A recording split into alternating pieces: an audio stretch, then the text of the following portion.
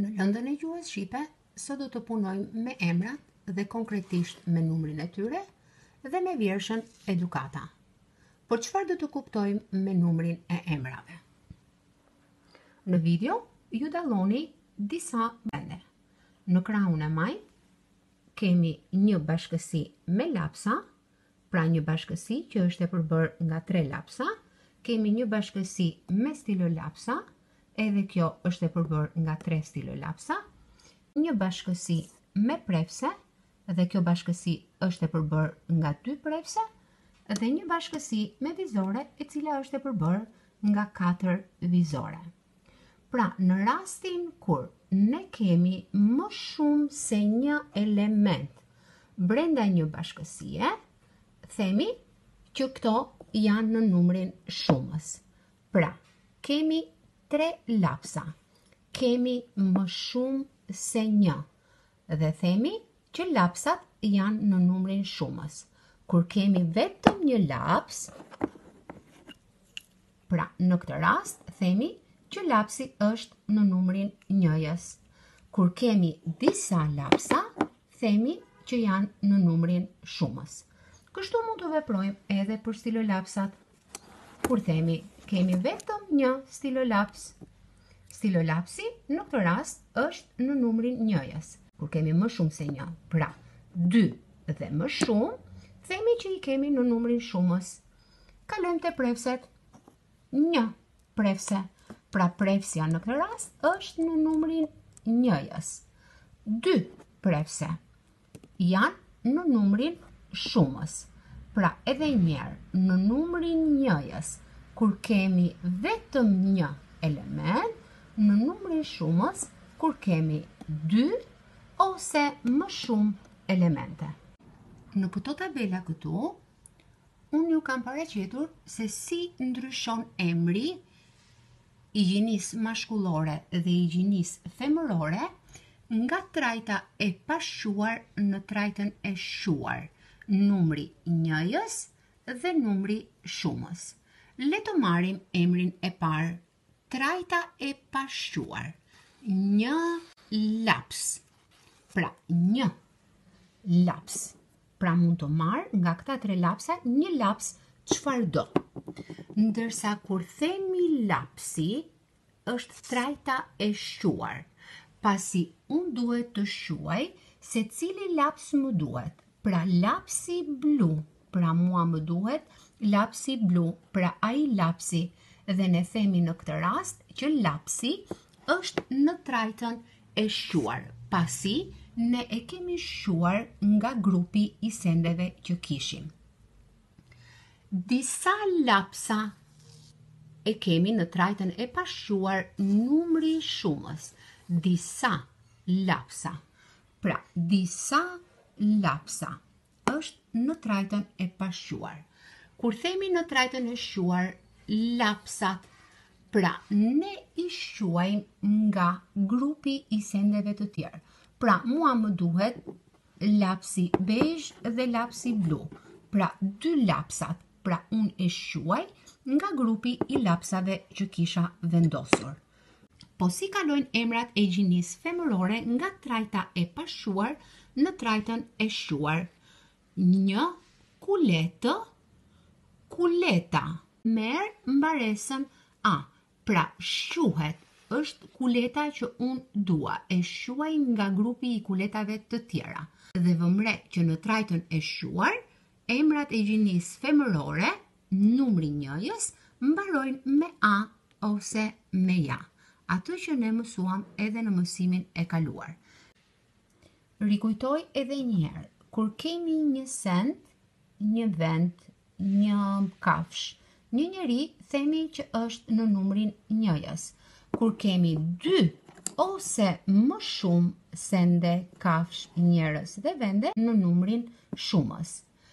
Në trajtën e pashuar, numri njëjës, fjalët marrin gjithmonë fjalën një përpara, si emrat e gjinisë mashkullore, ashtu edhe emrat e gjinisë femërore. Ndërsa në trajtën e pashuar, emrat marrin disa, ca ose shumë përpara, si emrat e gjinisë mashkullore, ashtu edhe emrat e gjinisë femërore. Në ushtrimin e parë, ju do të lidhni emrat sipas kuptimit. Si quhet personi që bën bukë? Ne tham edhe në mësimet e kaluara që janë disa emra njerëzish që tregojnë profesione. Pra, dhe në këtë rast, ne shohim që fjala bukpjekës është një emër njeriu që na tregon profesion dhe ne themi personi që bën bukën quhet bukpjekës. Si quhet personi që pret mishin? Besoj se të gjithë ju e dini. Shkruaj me fjali të plot. Personi që pret mishin quhet kasap. Pra, kasap është një emër që na tregon një emër njeriu. Në ushtrimin 4, ju e dalloni qartë kemi një për numrin njëjës, shumë për numrin shumës. Tek ushtrimi i fundit, shkruaj sipas modelit një, shumë, shumë, një. Pra çfarë do të thotë një, shumë? Pra nga numri njëjës, fjalët do t'i kthejmë në numrin shumës dhe nga numri shumës do t'i kthejmë në numrin njëjës. Kemi grupin e parë, peshk.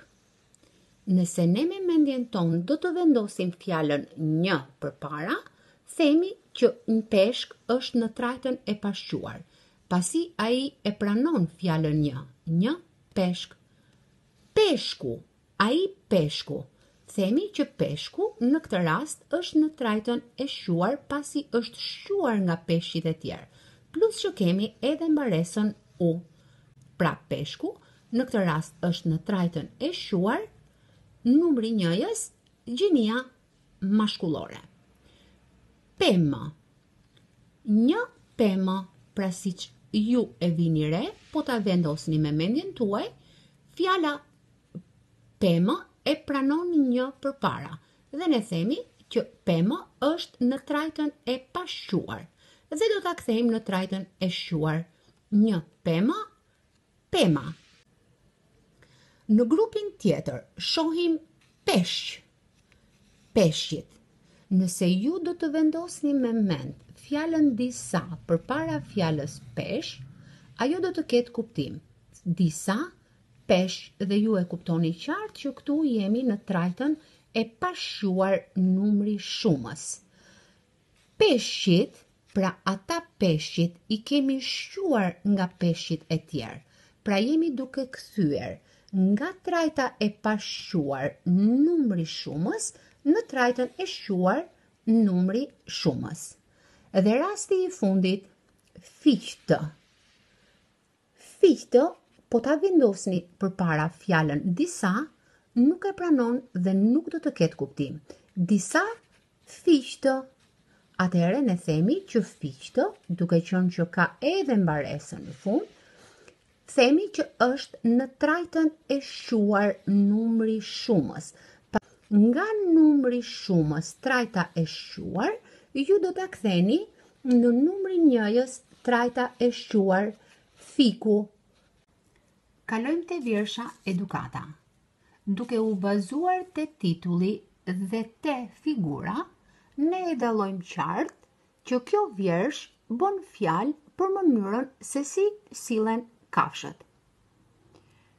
Kemi një vjersh që është e ndërtuar nga disa strofa. Pra, strofa e parë, strofa e dytë, strofa e tretë, strofa e katërt dhe strofa e pestë.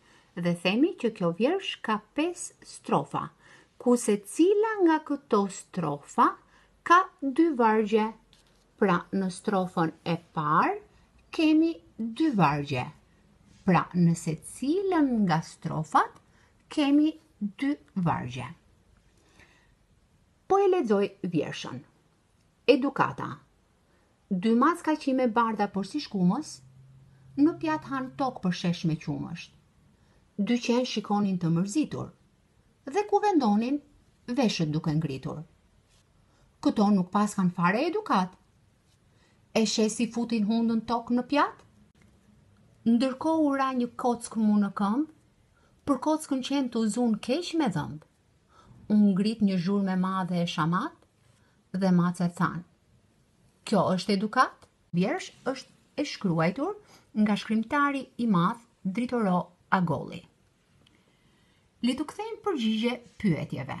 Për të kthyer përgjigje pyetjeve, duhet të lexoni disa herë vjershën derisa ju ta kuptoni se përse bën fjalë ajo.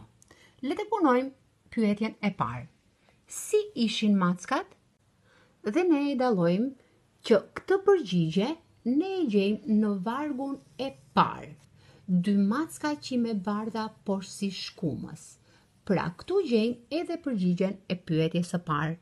Pasi ti keni gjetur përgjigjet e këtyre pyetjeve, do t'i shkruani bri me laps. Shkruani 2 vargje që të pëlqejnë më shumë. Këtë do t'a punoni si detyrë shtëpie në formën e ditarit 2 pjesësh. Pra do të shkëpusni nga vjersha 2 vargjet që ju pëlqejnë, pra që ju kanë lënë bresa, dhe do të bëni komentin e tyre. Mos harroni të shprehni edhe mendimin nëse do të ishit ju në vend të autorit. Pra si do t'i shkruanit ndryshe vargjet nëse ju do të ishit në vend të autorit. Në fund do të nxirrni edhe mesazhin e vjershës. Unë ju uroj punë të mbar.